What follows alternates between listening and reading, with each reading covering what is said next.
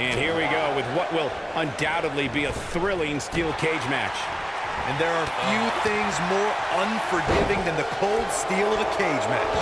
You know, even though the title is not on the line, this is still an important match for the champ.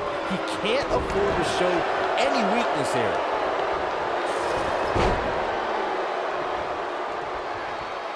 I got right to the gut. How's that for ferocious? It's like someone hit the repeat button for this move. A knee drop delivered. So precise.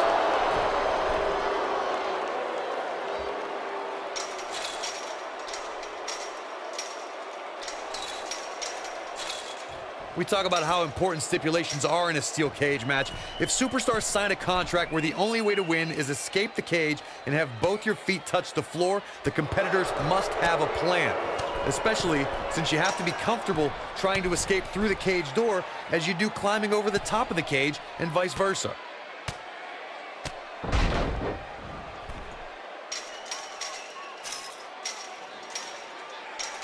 Corey, you touched on something moments ago that's so important for the combatants in a steel cage match to remember. A superstar must be able to think offensively to figure out how they're going to escape the cage. They must think defensively at the same time so they can prevent their opponent from getting out of the cage first and winning the match. Well, a superstar must become comfortable with escaping the cage by both exiting the cage door and by climbing over the top of the cage. This steel cage match is in the books. Here is your winner, Chris Adams.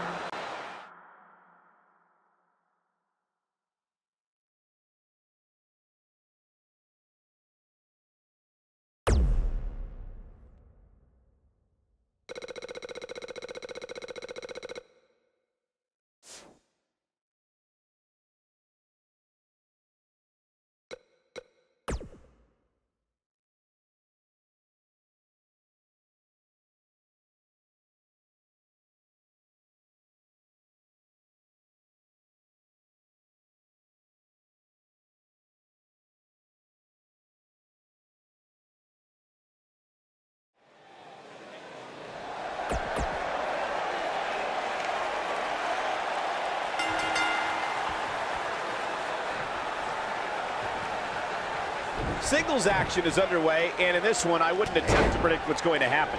I'd just be ready for anything. Sometimes that's all you can do. If you haven't hit record yet, now might be a good time to do that. These guys are going to have a match you'll want to watch over and over again. If Pete Dunne has one thing, it's tenacious. The Bruiserweight's natural instinct is to always attack his opponent. The assaults that follow are devastating to a superstar's well-being. Forget about winning or losing the match. Man, Pete Dunne's finisher is appropriately named, Saxton. When a superstar gets dropped with the bitter end, they are not getting up.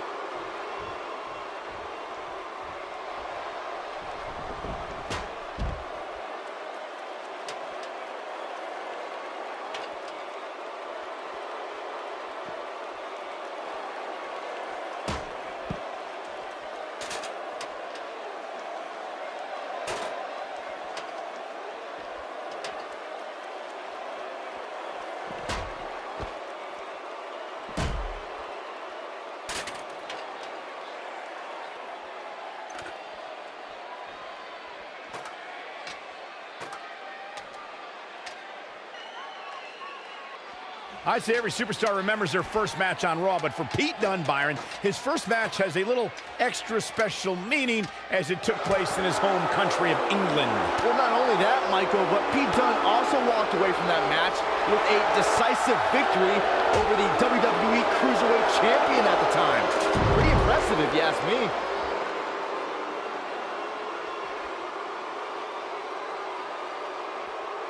We already established that Pete Dunne was successful in his first Raw match, but to me, the biggest takeaway from that was that the 23-year-old didn't exhibit an ounce of nervousness in front of a sellout crowd of nearly 15,000 in his home country on a big show like Monday Night Raw. That's because Dunne oozes confidence. He was dominant that night because he knows it's just a matter of time before he'll be back on Raw. And in the main event, most likely.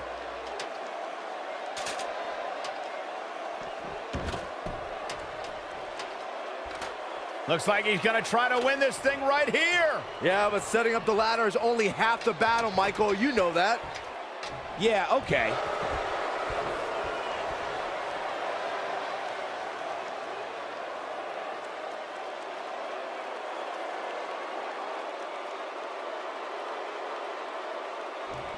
You know, when you take direct hits like that, it becomes hard to move. If you can't move, you can't win.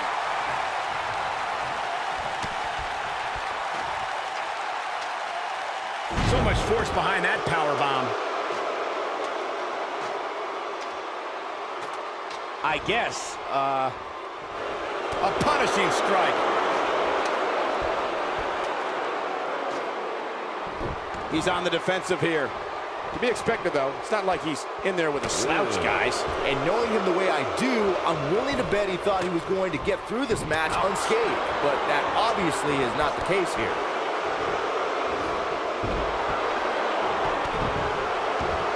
He's looking to get up that ladder, guys. It's a long way.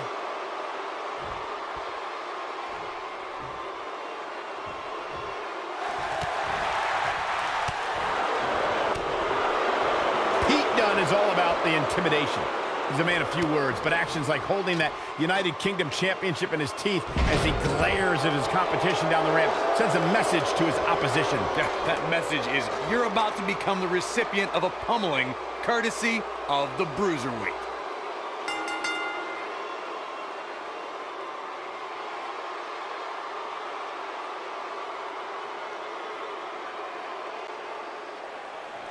Here is your winner, Chris Adams.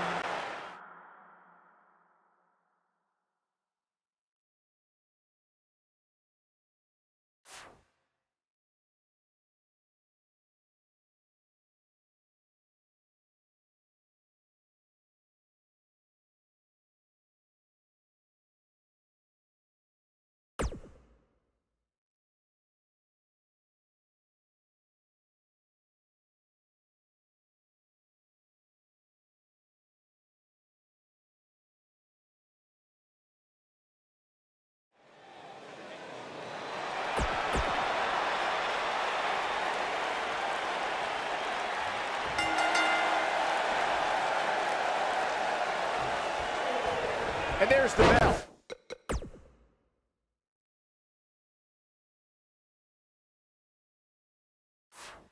And here we go. This is the type of battle that you can show someone who's new to our brand of entertainment and say, this is what WWE's all about. Well, the door's locked, and at this point, the competitors might just be reverse DDT. Wow, the crowd's on the edge of their seats. Hey, what goes up must come down.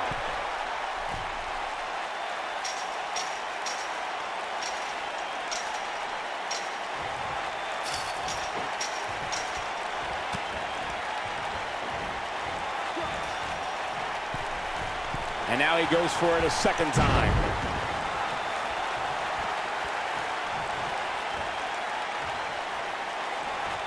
The clothesline finds the mark. A little misstep by Christian.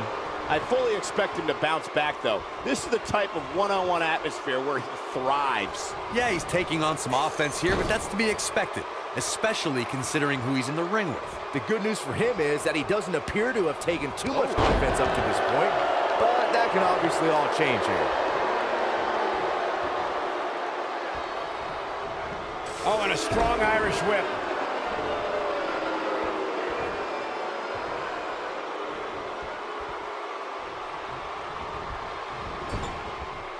Clothesline, so effective. The WWE Universe has seen the evolution of the steel cage in the enclosure known today as Hell in a Cell. The first time an enclosed cage was seen was in October of 1983 in the last Battle of Atlanta. The enclosed cage was seen a few years later in the War Games match from the NWA. There were even cages stacked on top of each other like WCW's Tower of Doom. Firmly in the driver's seat after that slam. Byron, we talk about the progression of steel cage matches and the type of structures that have been spawned from them. I need to point out that some cages... Wow, I thought he was a goner. Christian may be cracking a bit here. Guys, He's going to have to turn things around quickly if he wants to win this thing. Man, I knew this was going to be. There it is, the Tiger Bomb. He needs to capitalize on it now. Drop like a bad habit.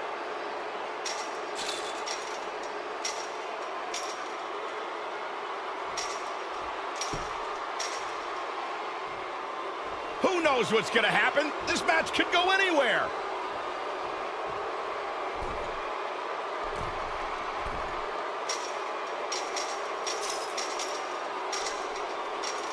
I'm having a hard time figuring out what they're going to do next. This steel cage match is in the books.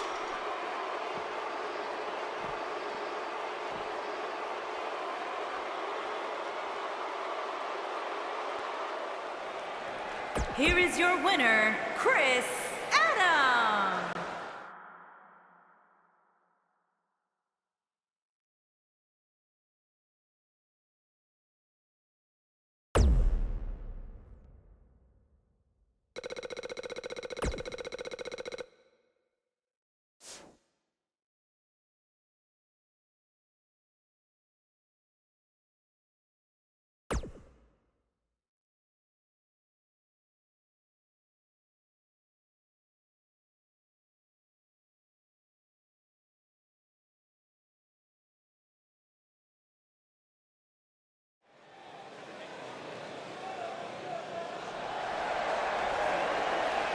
And here comes the Architect.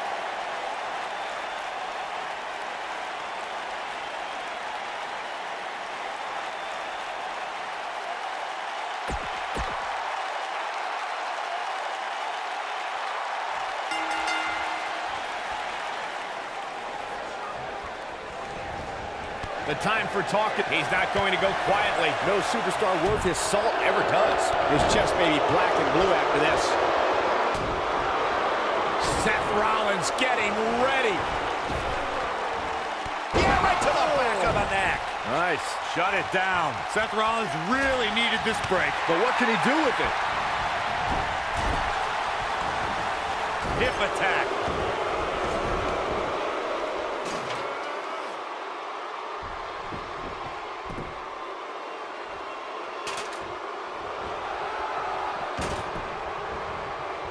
Clothesline. Lariat. Oh boy, he is rolling.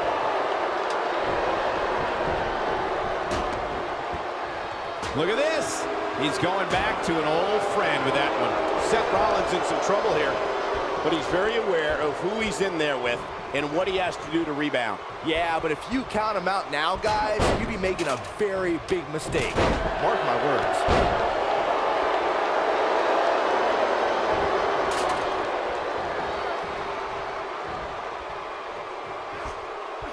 Slams him down with authority.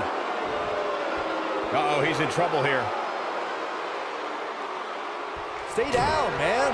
We know what's coming here. Nobody comes back from this. He's in the driver's seat now. Positioning the ladder in the center of the ring. I guess the only thing left to do is climb it.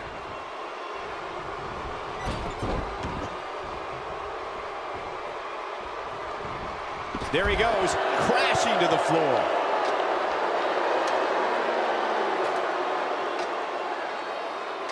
A win here would be a bit of a surprise. A shock. It seems a bit early to be going for the win, if you ask me. Not if they can win it right here, though. He's heading for higher ground. To get away from you.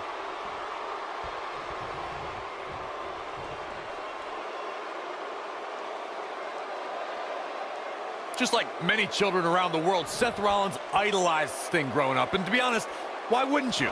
Coming down from the rafters, the black bat, scorpion death drops, I think both Seth and I had great taste in who we looked up to. Crushing damage to the back. Seth Rollins not looking so good here. Dangerous times for the Architect. This is not where he wants to be at this point in this match. He's fading fast here, guys. If I'm his opponent, I'm thinking about putting him out of his misery sooner than later. Getting back to Seth's admiration for Sting, it must have been surreal for Rollins to go toe-to-toe with an icon he respected so much. Probably the most unique situation he's ever been in. I would say so. Seth found himself in a battle against a man he had dressed up as for several Halloweens. but at the end of the night, he was able to retain the WWE Championship over the Stinger. Here is your winner, Chris.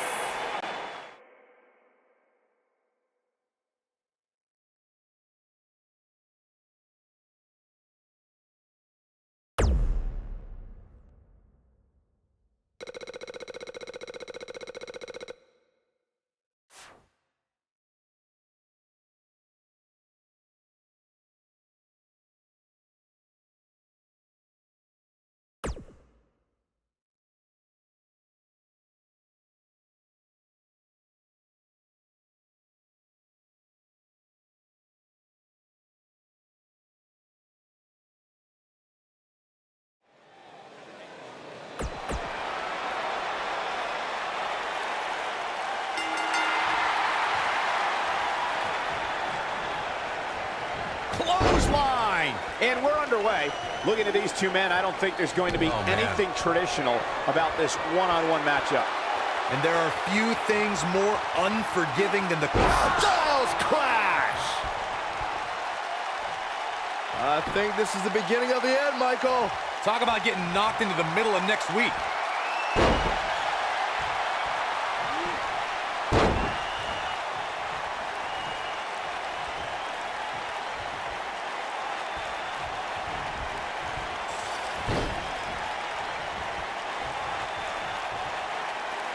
According to historians, the twisted metal that we see as part of steel cages today dates back 80 years. To settle a dispute between competitors Jack Bloomfield and Count Pietro Rossi, the two met inside a ring surrounded by chicken wire. At first, these types of matches were referred to as fence matches. What a clothesline.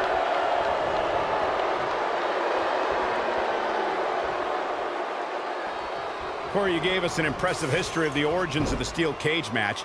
I'd like to point out to our viewers that from the 1960s through the mid-1980s, chain link fences were used to enclose the ring for WWE steel cage matches. AJ Styles is setting it up. Styles Clash! This might be the opportunity he needed. Again? Really? Come on, come up with something new already. I got right to the gut. The rivalry between Ultimate Warrior and Ravishing Rick Rude began during the Super Pose Down at the 1989 Royal Rumble.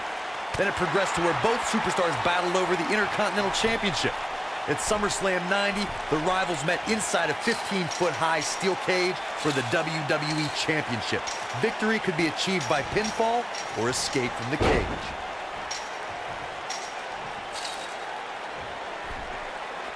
Corey, the WWE Championship match between the Ultimate Warrior and Ravishing Rick Rude was the second half of the double main event at 1990 SummerSlam.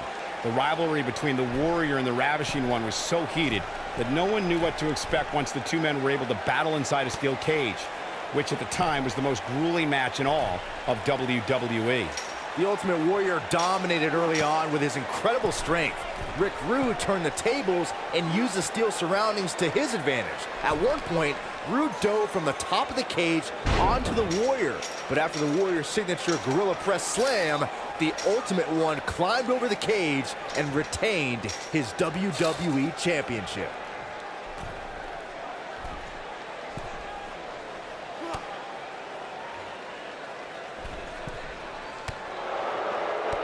The steel cage is a massive enclosure that stands 15 feet in height.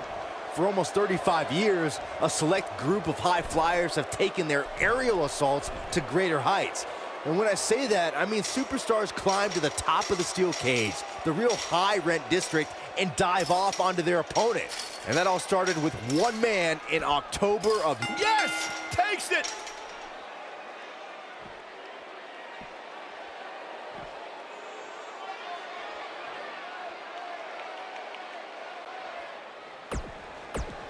Here is your winner, Chris Adams.